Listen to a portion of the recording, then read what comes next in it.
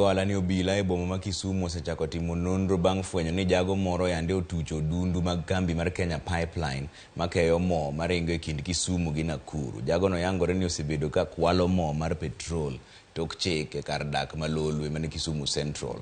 Jopiny odhiambo manyoro ne obuok kaneno ka mauta mawuok e odno pukore oko kendo ridore e alwora ma kanyo, gino mane omiyo giluongo obila. Achich mapok oyangi yande okunyo bur matut e alwora mar odno kama obila oyude gige tich moko nyaka masinde mag generator. Commissioner ma Kisumu Hussein Alasson ne otimo limbe kanyo kawuono kendo kwayo jopiny ni kik gitem sudo machiegni e yor geng'o masira mar muoch mar mach manyawuok kanyo.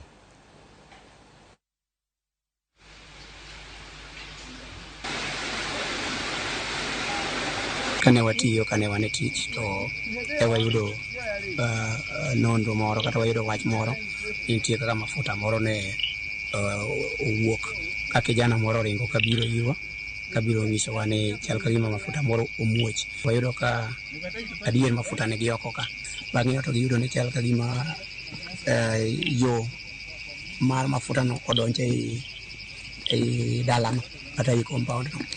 Bang'e no to ka gitimo nono to giyudo adier ka gimoro nitie mogere iye kanyo dongere iluongo ni septic tank ma mafuta no kane giyaw dho bugono to giyudo ka mafuta opong'o iye. En mafuta ma iluongo ni super gi dho ngere marach mogik ma nyalo kelo masira mar mach.